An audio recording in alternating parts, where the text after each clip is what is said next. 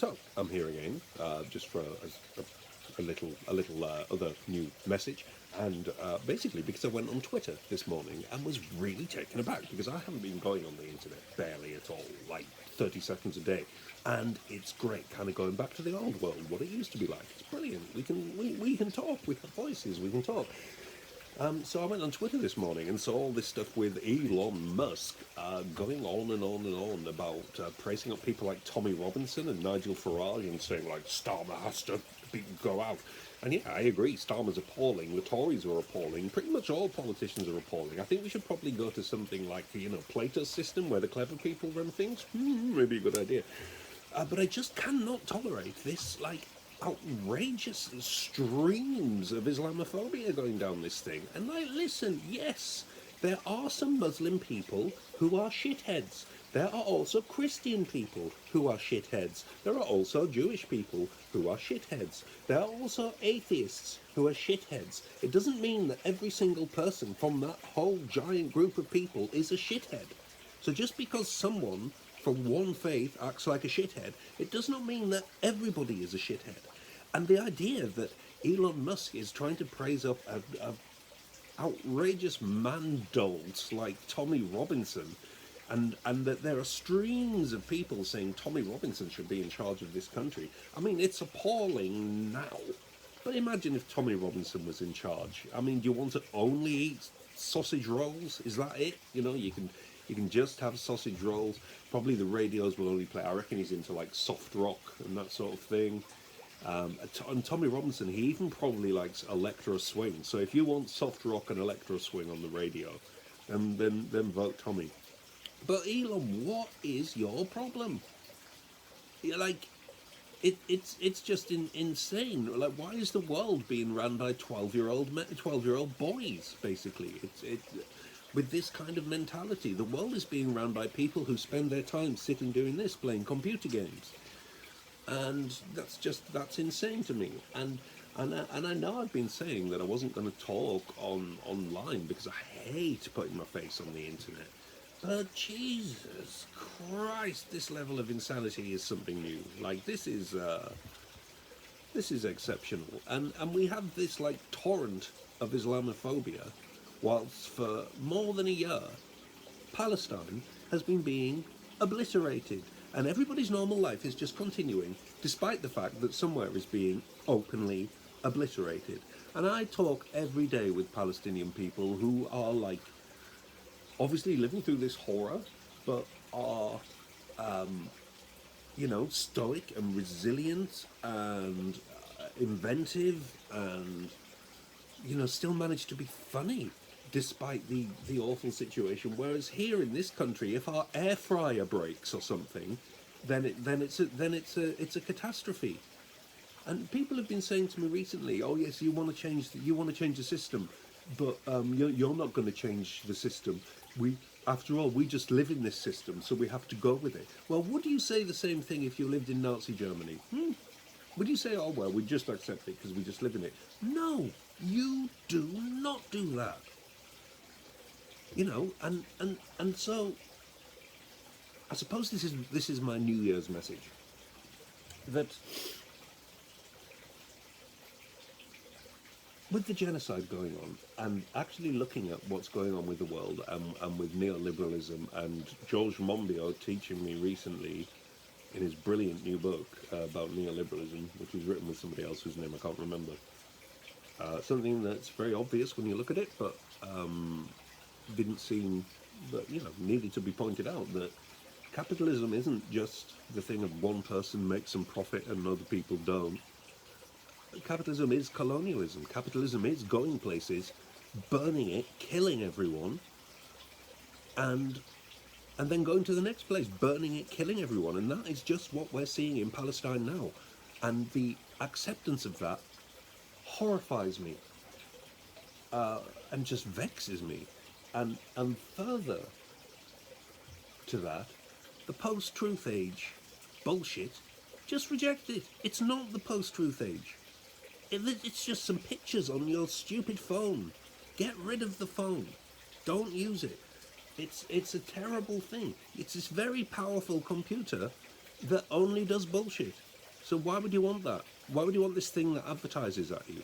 Withdraw from the military-industrial entertainment complex. And that's my message to the young people, is start to make music and art that doesn't aspire to the military-industrial entertainment complex, that doesn't aspire to the music industry, that doesn't aspire to the art world, that doesn't aspire to any of these things, and create your own cultures. It is possible, you know, that is what we used to call a scene. Scenes used to exist, and they had nothing to do with advertising and PR and marketing. Scenes grew organically, and we can have that again, and we can do it completely without the internet.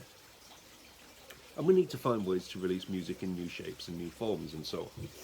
So further to that, this is also the announcement of my new album Shapeship, which is out on ergofismismusic.bandcamp.com. Now, Shapeship is an album which is a shape-shifting album. It's currently about 3 hours 40 of music, but it's going to just grow forever. This is the idea. And it's where you will find the... I would say, for me, the more exciting outer reaches of my work, and it is basically a giant, ever-growing sketchbook. The order of tracks will change with time. Tracks will be added with time, indefinitely. But it is available on physical mediums. Yes, you heard it here first. It's a giant digital release that is available physically, but not the whole thing.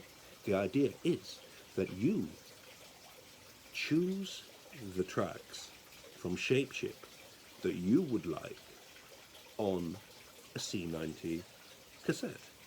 And then we will make you your Shapeship mixtape. And then for every single one, we will create a unique one-off artwork to encase your Shapeship. I suppose you could say we will make you a Shapeship to hold your Shapeship.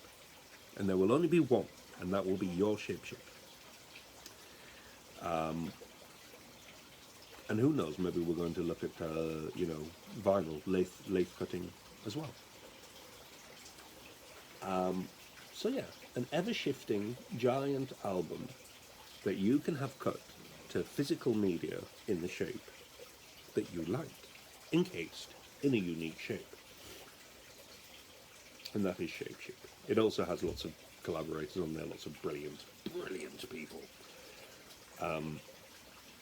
And finally, of course, we all know that the most important album of 2024 was Sami Madoun's Oud Music from Gaza. Important, culturally, important musically, and for me, and I think everybody else needs to look at it this way. Important in the sense that it shows what music is, removed from its consumerist trappings. It shows that music is much more than a product. The voice of God. If we think of God as, the cosmos, that we are all full of stardust. And it also shows that music, the idea of music in a time of crisis, the idea of music as salve for the soul, and it's a profoundly beautiful release. And if you haven't heard it, then you must tell your friends. We've sold like 180 copies maybe, or something like that, and I think we've sent like altogether about 4,000 to Sami from your generous donations, something like that. So it's time to get that. There is also many releases on my Bandcamp, all of the proceeds of which are going to individual people, our friends in Palestine, and our friends who are outside of Palestine trying to get their family out of Palestine. Note how I've said Palestine lots of times, and even though I'm putting it in the I'm going to put this in the Zuckerverse as well. and they censor you saying Palestine. I don't care if I'm censored on these things. I'm just putting these things there for posterity. You know, I've got other places to talk than the Zuckerverse. Speaking of which, we'll be back on Sound Art Radio next Friday. Whoa, yeah. So tune in, listen to our old shows on the Sound Art Radio Mixcloud. Old shows, you know, last month or so. That is old, you know. Old. What can you do? Yeah, Happy New Year's. And don't be shitheads, kids.